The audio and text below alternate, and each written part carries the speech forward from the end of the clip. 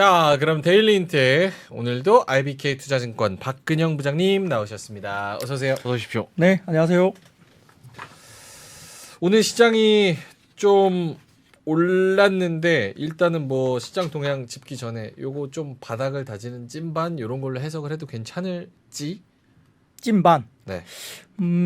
이제 매력적인 가격 구간에 와 있다는 건 맞죠. 음. PBR 기준으로 봤을 때 0.83배, 뭐 0.8배 초반 정도까지 빠졌으니까 아주 극단적인 몇 번의 뭐 어떤 시기 빼고는 이 정도에서는 거의 바닥이 왔던 밸류션까지는 왔다고 볼 수는 있는데요. 근데 ROE가 조금 하향 조정이 살짝 되고 있죠, 최근에.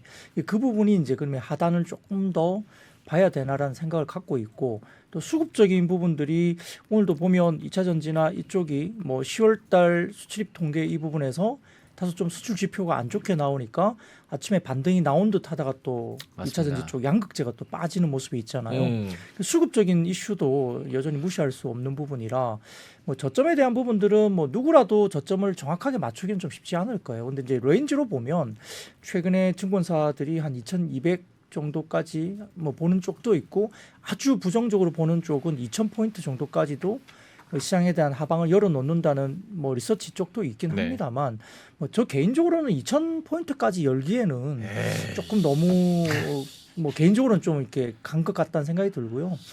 2200 정도 포인트 정도 수준을 놓고 지금부터는 조금 분할로 그래도 좋은 회사들, 그러니까 뭐 내년에 업황이 업사이클로 돌아드는 종목들이나 업종 같은 경우는 좀 분할로 조금 담아도 되는 자리 정도는 밸류에이션 매력도가 좀 있지 않을까라는 생각을 갖고는 있거든요. 근데 이제 지금부터는 이제 지수의 문제가 아니고 섹터의 문제인 것 같아요. 그러게요. 확실히 지금 온도차가 좀 달라지고 있고 상반기 대비 지금 11월 달 접어들면서 또 움직이는 섹터가 좀 다르거든요. 그러니까 뭐 상반기에는 여전히 2차 전지가 워낙 많이 올랐다고 한다면 네.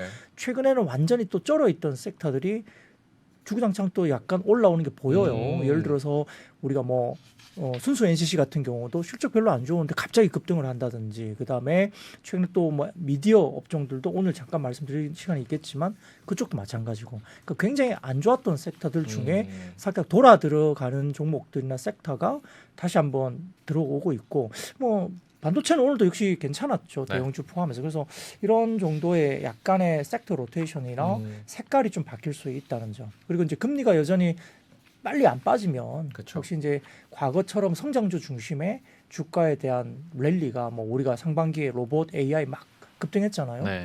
그런 시장이 색깔이 과연 그대로 유지가 될 것인가에 대한 고민은 좀 해야 된다는 거고. 그래서 뭐 지수를 놓고 코스피가 어디가 바닥이냐 그거 어떻게 맞춰요?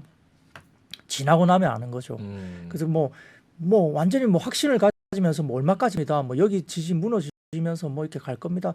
굉장히 위험한 발언이에요. 굉장히 위험합니다. 그거는 본인이 시장을 다 아는 것처럼 이야기하는 거잖아요. 그쵸. 그렇게 갖고 뭐 많이 사라진 분들 많죠. 그러면 안 돼요. 카카오 아저씨도 있었다니까요. 카카오 아저씨. 뭐 그거는 뭐 저도 뭐 그거에 대한 스토리는 잘 모르지만 하여튼 시장은 좀 겸손하게 바라봐야 되고, 그때 상황에 따라 해석을 하면서 또 대응을 해야 되는 영역이 분명히 있거든요. 그럼 내가 뭐 절대적으로 모든 걸 다 맞춘다 생각하고 막 직관적으로 막 이렇게 간다라고 막 확신을 가지고 뭘 말하는 것은, 물론 이제 어떨 때는 그러한 부분도 일부 필요하겠지만은 굉장히 그렇게 하다가는 너무 잘못된 어떤 뷰를 전달할 수도 있다는 점에서는 조금 유연하게 봐야 될 것 같습니다. 알겠습니다. 자, 그러면 시장의 전반적인 분위기를 전해주셨으니까 시장 동향 디테일하게 좀 짚어주신다면요. 네, 코스피는 14.9포인트 상승 출발 보였는데요. 전일 낙폭 과대에 따른 반발 매수세가 유입되는 가운데 외국인 현선물 매도 출발, 그리고 기관은 현선물 매수 출발로 약간 상반된 분위기로 출발을 했습니다. 대부분 업종이 상승 출발하는 가운데 화학과 은행, 항공 등이 약세를 보인 게 좀 특징적이었고요. 주류 가격 인상 소식에 주정이나 에탄올 관련주 강세가 돋보이면서 그 외에도 도시가스나 리튬, 전선, 로봇, AI, 태양광 등의 테마가 항상 두드러졌습니다. 일본이 2% 상승 출발하면서 증시 분위기가 또 긍정적인 영향을 받았고요. 게다가 한국의 10월 수출이 5.1% 증가했다는 소식이 전해지면서 13개월 만에 수출 플러스 반등 소식에 시장의 상승폭이 또 키워졌습니다. 자, 다음 첫 번째 사진 보여주시면 10월 달 15대 주요 품목별 수출액 증감률인데요. 여기 보시면은 일반 기계, 뭐 자동차, 석유 제품, 디스플레이, 선박 가전이 좀 눈에 띄게 돋보이죠. 이 반도체는 마이너스권에 있긴 하지만 좀 이따 말씀드릴 텐데 상당히 좀 하향폭이 굉장히 줄어들면서 굉장히 개선세가 보인다는 점이 또 긍정적인 흐름이었고 전체적으로 5.1% 정도 수출이 증가하고 있다는 건데요.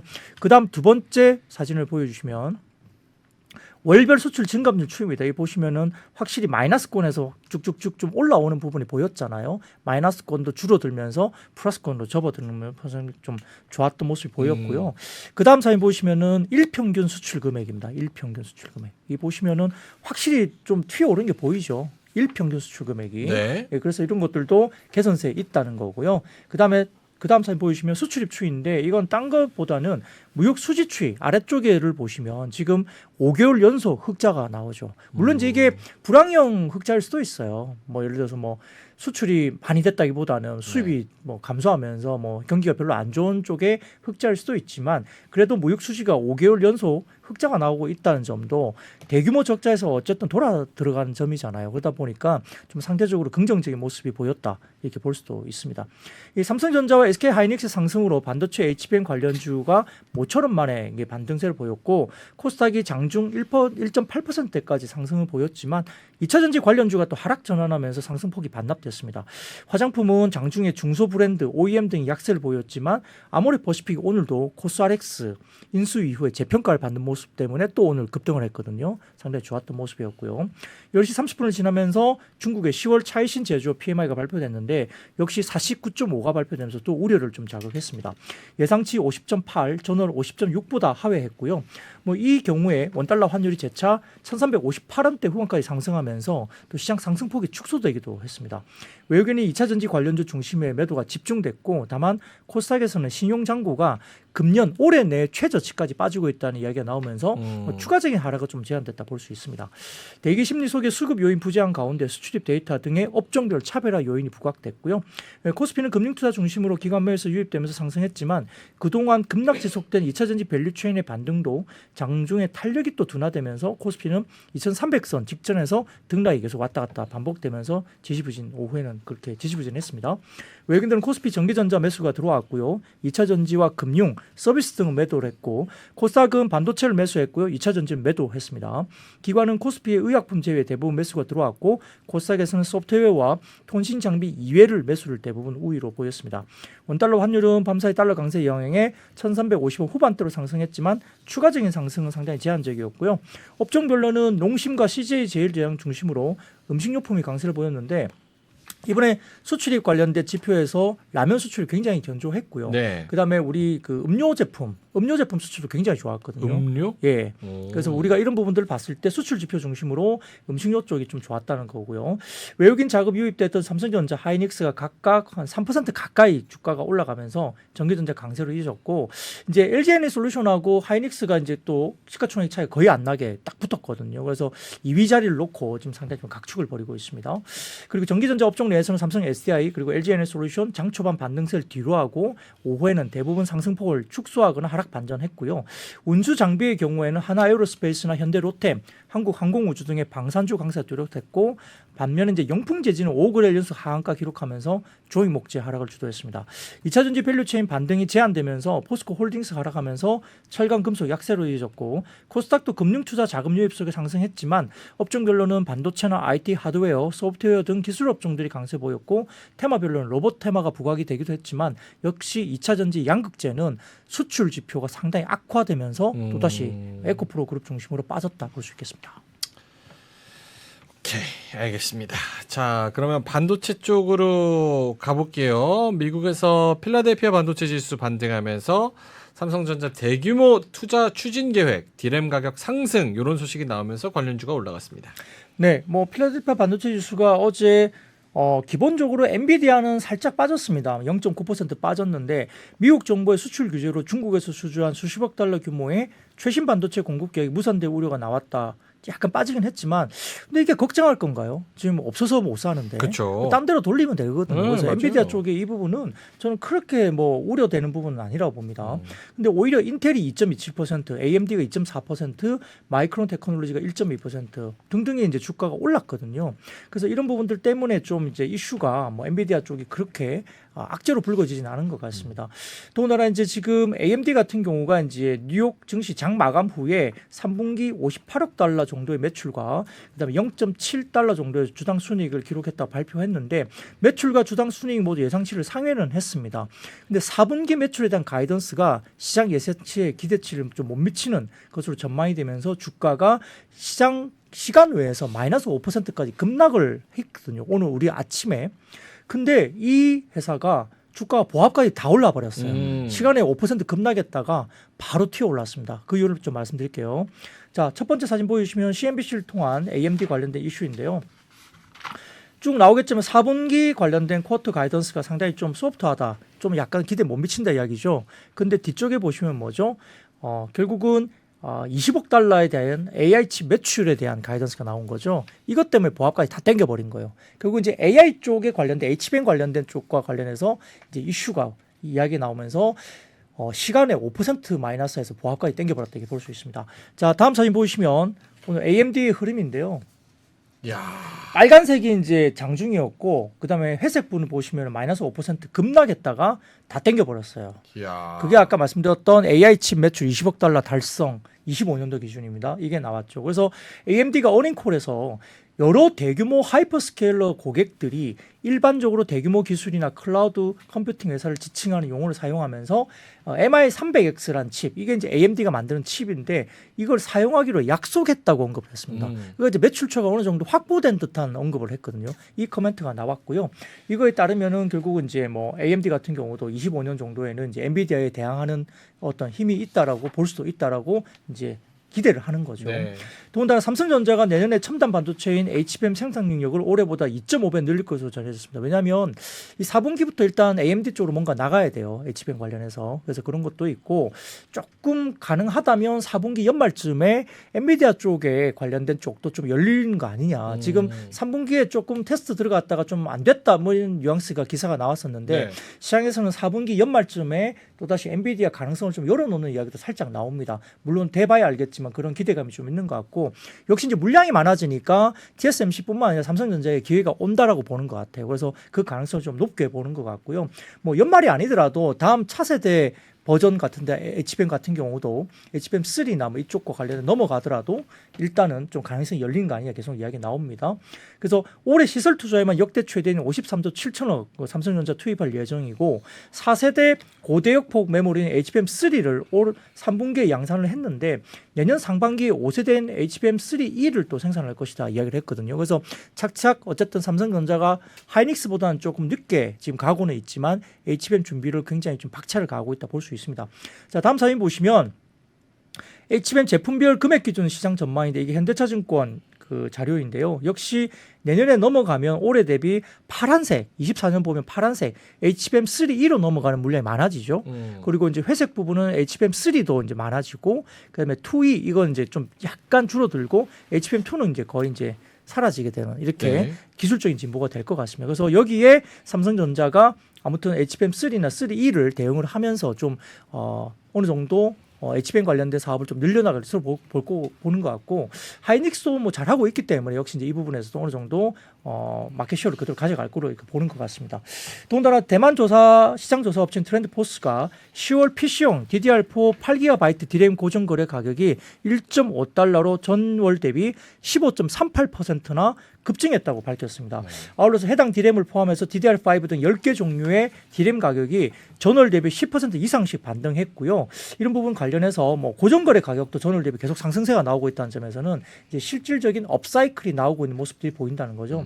다음 사진 보여주시면은 이 부분은 3분기 모바일 디램 계약 가격을 보여준 자료인데요. 이게 메리에셋증권에서 코멘트가 나오기도 했습니다만 트렌드포스 자료입니다. 이 대부분 보시면은 QOQ로 봤을 때 체인지가 상당히 에버리지 체인지가 굉장히 높죠. 그렇네요. 10% 중반 이상 계속 체인지가 나옵니다. 상승 쪽으로 나오죠. 그래서 실제 제품별 단가가 상당히 많이 올라가고 있는 모습이 보이고 있죠. 이 부분들 때문에 이 표를 가지고 미래에셋증권에서는 결국 최근에 TSMC와 UMC 등의 파운드리 그리고 메디텍 같은 그 모바일 부품 사이에 모바일량 업턴 턴어라운드가 나오고 있고 재고의 리스타킹 등에 대해서 언급을 하고 있는데 스마트폰 판매 증가를 염두에 둔 OEM사들의 물량 보충 데이터라든지 그다음에 중국과 미국 통신사들의 가입자 순증이 증가 추이 등을 종합해 보면 스마트폰 수요는 최악의 국문을 지났다라고 미래에셋증권에서도 이 트렌드 포스 자료를 가지고 평가를 했고요. 시작은 스마트폰의 계약 가격 인상이지만 이는 곧 기타 응용 구매자들의 구매를 촉진하는 요소가 될 걸로 보고 특히 이제 고정 가격 거래 가격 인상 구간에서는 HBM과의 이익률 격차도 빠르게 축소되면서 상향 편준화, 그러니까 가격이 상향 편준화 될 것이다 네. 평가를 했습니다. 더군다나 삼성전자의 콜에서 밝힐 재고 정상화, 수요 개선세에 대한 언급에 굉장히 주목을 해야 된다고 평가를 하면서 전반적으로 반도체 수출은 3.1% 10월 달에 수출이 감소는 했지만 감소폭은 올해 최저 수준으로 줄어들고 있기 때문에 업사이클에 진입했다라고 평가를 했습니다. 그리고 이제 미래에셋증권에서 반도체 수출에 관련된 잠정치 기준 자료를 가져와 봤는데 다음 표를 좀 보여주시면 그냥 한눈에 쫙 들어오게끔 미래에셋증권에서 냈는데요. 이걸 자세히 뜯어보실 필요는 너무 없고요. 이거 뭐예요? 예, 전반적으로 위쪽부터 반도체 월간 수출액이나 뭐 메모리 수출액, D램 월간 수출액, MCP 월간 수출액 등등이 나타내는데 실선만 보세요. 실선만. 실선. 예, 실선만 보시면은 대부분 다 YOY 관련된 그 증가율입니다. 보시면은 굉장히 안 좋았던 마이너스 권역에서 거의 이제 제로 권역까지 쫙 이제 치고 올라오거든요. 그죠? MCP는 뭐예요? 관련 부품이죠, 부품. 부품. 네. 그래서 이렇게 봤을 때는 지금 반도체 같은 경우는 전체는 전 분기 대비 19% 증가했고요. 메모리는 전 분기 대비 25% 증가, D램은 13% 증가, 그리고 MCP가 29% 증가, 낸드가 59% 증가. 이렇게 QOQ로 증가를 하고 있는데 물론 뭐 아직까지 마이너스 권역에 있는 증가율이 아직은 있을 수도 있겠지만 거의 이제 제로 영역까지 올라왔고 과거에 굉장히 낮은 증가율이 거의 50% 이상 마이너스가 증가율이 나왔던 거기에 비한다면 지금 거의 다 따라잡은 거죠. 그러니까 이런 업사이클이 이제 나오고 있다는 점 때문에 그렇고요. 여기에 따라서 이제 미래에셋증권에서 뭐라 그랬냐면 특히 4분기 시작이 QOQ 기준 상승세이기 때문에 11월 같은 경우에는 10월 대비로도 증가할 가능성이 굉장히 높다고 평가를 했고요. 특히 메모리 수출액이 17개월 만에 전월 대비 플러스 전환한 것이 특징이다. 이게 MCP 쪽에 부품 쪽이 그렇습니다. 그리고 단순 통계상으로는 반도체 월 수출액이 YY 증가할 경우에는 SK 하이닉스의 주가 상승의 사례가 굉장히 많았다고 평가를 하면서 이걸 어떻게 평가했냐면 2007년 1월부터 2023년 9월까지 총 201개월, 그러니까 그때 이 기간 동안 월이 이제 201개월이 있는 겁니다. 네. 이 가운데 수출액이 전년비 증가한 126개 월 중에 70개월 정도가 하이닉스의 주가가 전월 대비 상승세를 보였다는 거죠. 상당히 상관관계 높다고 평가를 한 거예요. 그래서 이런 부분들 때문에 아마 반도체 쪽에 대한 부분들 좀 분위기가 좋아질 수 있다고 평가를 했고요. 역시 이제 조정이 나온 이후지만 오늘 같은 경우는 삼성전자 우선주도 상당히 좋았고 하이닉스 뭐 그다음에 하나머티리얼즈, 한미반도체, 네페스, 유진테크, 뭐 덕산하이메탈, 하나마이크론 등등등, 두산테스나 등등등 관련된 소부장까지도 굉장히 좋았다 볼 수 있습니다. 근데 이렇게 턴어라운드 하는 이 팩트 자체, 이 재료 자체는 지금 반도체 소부장에 좀 많이 반영이 된 상태인 거죠? 이미 올해 2월부터 그 얘기는 나왔었으니까요. 수출 지표 통해서. 근데 전반적인 센티가 안 좋았었던 거죠. 지금까지. 네. 이게 얼마나 빠르게 정확하게 위로 턴어라운드 하느냐 그 속도의 문제인 거죠, 이제는. 그러니까 이제 상반기 같은 경우는 이제 바닥론에 대한 이슈가 있으면서 이제 네. 주가를 땡겼죠. 그리고 최근에 하이닉스가 13만 원대를 찍으면서 일단 연중 최고가까지 올라왔고 PBR 기준으로 본다면 15만 원까지 땡기면 PBR 2배까지 올라가요.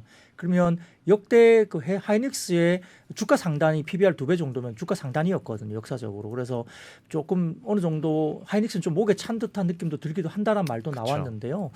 근데 상대적으로 삼성전자는 좀 못 올랐죠. 역시 이제 아마 HBM 쪽에서의 하이닉스의 어떤 경쟁 구도 상에서 약간 밀리는 조금 늦은 듯한 그런 상황 때문에 하이닉스가 먼저 주가가 움직였다 보는 거고, 그래서 이제 시장에서 계속 물어보는 게 이 스위칭 매매를 어떻게 해야 되냐, 언제 해야 되냐. 하이닉스가 먼저 올라왔고 많이 꽤 올라왔는데 하이닉스를 팔고 최근에 주가 움직임이 좀 더뎠던 삼성전자를 갈아탈 시기가 언제나, 이런 질문이 되게 많긴 해요. 근데 이제 역시 최근에 생각해 보면 삼성전자가 엔비디아 쪽에 물건이 들어갈 수 있다는 기사가 나온 날 어떻게 됐죠? 그때 삼성전자가 7% 급등했죠.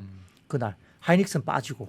그러니까 역시 이제 삼성전자가 엔비디아 등을 포함한 HBM 관련된 물량을 언제 어떻게 통과해서 실제 물량 납품과 관련된 이슈가 명확하게 나오느냐를 사실 좀 시장에서 기다리는 듯한 생각을 갖고 있습니다. 그러다 보니까 결국 이제 하이닉스가 잘하는 건 알겠고 그 잘하는 것이 주가가 13만 원 정도까지 왔으면 웬만큼 이제 반영을 하고 있다라고 평가를 하는 것 같고 역시 이제 삼성전자에 대한 기회가 많이 남아 있다고 시장은 보는 것 같아요. 그러면 이제 역시 하반기 이후로부터는 삼성전자의 모멘텀이 좀 더 강화되는 거죠. 후발주자긴 하지만 상반기에는 하이닉스가 그 모멘텀을 많이 받고 주가들이 먼저 움직였고 삼성전자는 기다리고 있는 거잖아요. 근데 이제 그 모멘텀이 만약에 삼성전자가 온다면 역시 하반기 이후 내년 초에는 삼성전자에 대한 기회가 좀 더 많아진다 평가를 하고 역시 그 밸류체인 그러니까 삼성전자와 관계된 HBM 밸류체인들을 좀 우리가 선별적으로 중소형주들을 좀 찾아야 된다. 이런 이야기를 좀 하고 있는 것 같습니다. 네. 반도체는 계속 좀 지켜보면서 뉴스를 업데이트하도록 하고요. 부장님이 조금 슬퍼할 뉴스. 소주 맥주 가격 인상 소식에 주류업 주정 에탄올 상승입니다. 네, 뭐 저는 그렇게 슬퍼하지 않습니다. 술 1년에 몇 번 먹지도 않아 가지고요. 그래요? 술을 거의 안 먹어요. 그때 잘 드시던데. 그때 저랑 술을 먹은 적이 있나요? 알코올성 치매. 다른 이게 분이 그 말한 하나 알코올성 봅니다. 치매. 네. 죄송합니다. 저는 명행하고 술을 먹은 적이 없고 1년에 술자리가 진짜 이 한 손 이 손가락에 그 들 정도예요. 네. 거의 안 먹고 집에서도 이제 이게 집사람하고 집에 있으면 무알콜 맥주만 한 개씩 정도 먹지. 진짜요? 예, 거의 1년에 술을 거의 몇 번 안 먹습니다. 그때 드셨던 것 같은데. 왜 자꾸 몰아가세요? 안 드신다는데. 우리 자리를 같이 그렇게 아, 저예요, 저. 제가 슬퍼요. 아, 이 술값 뭐 이렇게 비싼 거야 이거. 예, 그렇죠. 그래서 장도 안 좋은데 술값까지 오르니까 오늘 그러니까요. 좀 기분이 별로 안 좋다 이런 분도 꽤 많았었는데요. 네. 이제 아까 제가 초두에 말씀드렸듯이 그 일부 음료 관련된 수출이 굉장히 수출 지표가 좋았다. 네. 그리고 라면 지표가 좋아서 역시 그리고 그 일본 쪽의 라면 회사인가 그쪽도 오늘 주가 급등했거든요. 그래서 오늘도 농심도 괜찮았고 그래서 음식료 쪽에서 이제 라면 관련주도 오늘 괜찮았고 그다음에 CJ 제일제당 이쪽도 뭐 플러스권에 이제 유지가 됐고 그다음에 오늘 특징적으로 아까 말씀드렸던 이제 우리가 하이트 진료 뭐 주류업이나 주정, 에탄올 이런 쪽이 괜찮았거든요. 실제로 무알콜 맥주가 수출 많이 됐대요. 그래요. 네, 많이 네. 드시는. 맞습니다. 예. 그리고 제가 아까 말씀드렸던 저는 이제 술을 거의 안 먹고 담배는 아예 안 폈거든요. 그러다 보니까 이제 지금의 미모에 좀 비결의 유지가 되지 않았을까 뭐 이런 생각도 들거든요. 아, 주식만 안 하셨다면 지금 훨씬 더 10대 같아 보이실 텐데. 뭐 그럴 가능성도 높죠. 스트레스가 워낙 크니까요. 그렇네요. 네. 저는 뭐 그렇게 칭찬을 마다하지 않습니다. 아, 그럼요. 네. 지금 아무튼 뭐 나죠. 그런 분위기예요. 그러니까 네. 이제 이런 것들이 이제 오는데 아무튼 하이트 진로가 9일부터 참이슬 프레쉬와 참이슬 오리지널 출고가를 6.95% 그리고 켈리 요즘에 켈리가 아주 핫하더라고요. 캐리 괜찮아요. 테라 출고가를 결국 이제 평균 6.8% 인상한다고 이제 밝혔습니다. 소주는 360ml 병과 1.8리터 미만 페트류가 인상 대상이고 맥주 경우에는 판매율이 높은 모든 500ml의 캔 가격을 동결했고요. 발포주 필라이트의 355ml 캔과 1.6리터 제품은 인상률을 최소화했다고 밝혔습니다. 이 관계자가 연초부터 소주의 주 원료인 주정 가격이 10.6% 인상되고 신병 가격은 21.6%나 인상되는 등 원부자재 가격과 물류비, 그다음에 뭐 제조 경비 등이 전방위적으로 큰 폭의 원가 상승 요인이 있었다라고 이제 평가를 했거든요. 근데 글쎄요, 뭐 일단은 원가 상승률만큼 똑같이 올리는 게 맞는가 그 생각도 사실 들기는 해요. 아니 원가 원자재가 100% 아니잖아요. 그렇죠. 예, 근데 원자재 오는 것보다 더 올려 버리거나 뭐 이렇게 되면 좀 문제가 되는 거죠. 근데 다음 사진 보시면 자 이제 이게 그 최근에 이제 소주 가격 인상과 주정 가격 인상의 이제 이 스케줄, 그러니까 타임 스케줄이에요. 이렇게 왔죠. 그래서 2019년 5월에 소주를 인상했고, 그다음에 2022년에 소주가 또 올라갔고, 그때 주정이 또 7.8% 올라갔죠. 그다음에 2023년 4월에 주정이 9.8% 인상됐고, 소주가 이제 11월달에 이제 6.95% 이렇게 올라간 거죠. 이렇게 이제 타임 스케줄대로 주정과 소주가 왔다 갔다 하면서 계속 움직이면서 가격이 올라가고 있는 겁니다. 그리고 지난달 중순에 맥주 시장 점유율 1위인 오비 맥주도 카스와 한맥 등 맥주 출고가를 올린 상황이거든요. 그러다 보니까 이제 하이트 진로 같은 경우도 이번에 이제 아까 말씀드렸던 켈리와 그 다음에 테라 출고를 이제 올린 걸로 보입니다. 근데 그 다음 사진 보시면은 소주의 매출 원가에서 차지해야 하는 주정의 비중이거든요. 주정이 한 22% 정도 차지를 한다고 해요. 그러다 보니까 이제 주정 가격이 인상되니까 아까 말씀드렸던 주류업이나 에탄올, 주정 이런 관련된 종목들이 또 주가들로 올라왔는데요. 그래서 뭐 한국 알코올, 풍국 주정, 창해 에탄올, 뭐 MH 에탄올 등등과 관련된 종목들이 올라왔는데 한국 알코올 같은 경우는 또 일부 이제 공시가 나오면서 2차 전지 전액 유기용 매용 고순도 에탄올을 뭐 이렇게 공급한다는 체결이 또 나왔습니다. 그러니까 약간 좀 테마성 공시인데 이런 것들도 일단 좀 우리가 오늘 이제 확인이 되는 그런 모습이 좀 보입니다. 근데 하나증권에서 하이트 진로 관련해서 이제 이슈를 이야기를 했는데요. 자, 11월 9일부터 참이슬 출고가 평균 6.95% 인상, 그리고 지난 4월 주정 가격 9.8% 인상 이후에 약 6개월 만에 하이트 진로가 소주 출고가를 7% 인상을 했다는 겁니다. 참이슬이 연매출 1조 원 수준이라고 해요. 와, 많이들 드십니다, 정말로. 그런데 물량 저항 등을 감안을 좀 일부 한다 하더라도 내년 연결이익 기준에 기존 추정치 대비 25% 증가가 나올 수 있다는 걸 추정을 했고요. 경쟁사 맥주 판가 인상 때문에 맥주까지 인상을 하게 되는데 맥주 약 7% 가까이 인상을 한다면 내년 손익 기준 기존의 추정치 대비 17% 추가 인상 가능성이 있다는 겁니다. 소주 판가 인상으로 내년 손익 기준 3년 평균 1,800억 수준까지 회복될 가능성이 있다.